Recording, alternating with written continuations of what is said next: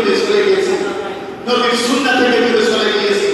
আজকে আমাদের ধ্বংসের দ্বারা তামাম পৃথিবীর মধ্যে মুসলমানরা মারি খেয়েছে একমাত্র এই অবস্থার কারণে।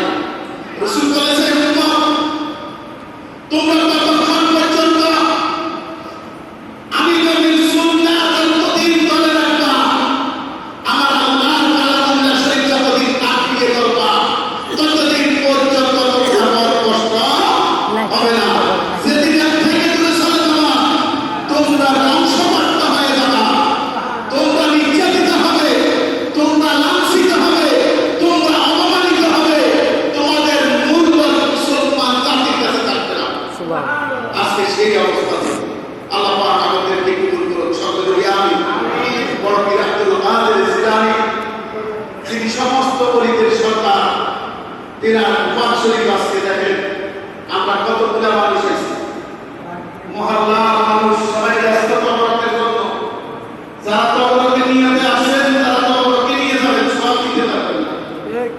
আর যারা বড় পীর সাহেবের কাদের শরীফের উদ্দেশ্যে হাদিয়া দিয়েছেন, কোরআন খতমের উদ্দেশ্যে হাদিয়া দিয়েছেন এবং ওলি আল্লাহদের ভালোবাসা নিয়ে হাদিয়া দিয়েছেন, তাদের কামিয়াবি হয়েছে।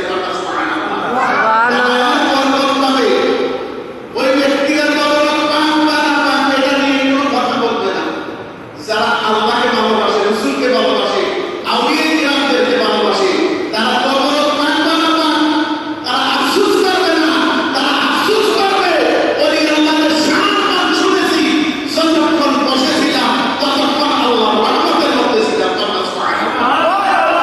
আল্লাহ পাক আমাদেরকে কবুল করুন, সকলে বলি আমিন।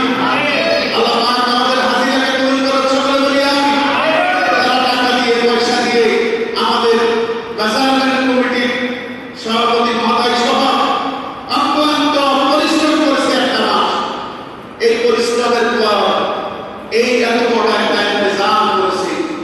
ইন্তজামে যদি আমার মহল্লাবাসী আজকে দোয়ার মধ্যে হাজির থাকতো, আল্লাহ খুশি হতো, রাসূলের খুশি হতো, আমার দোস্তপান খুশি হতো, তখন বান্দার বলা চলে যাবে।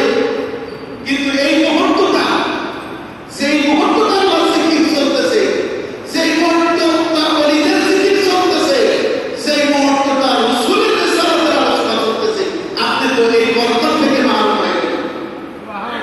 আল্লাহ পাক আমাদেরকে বুঝার তৌফিক দান করুন।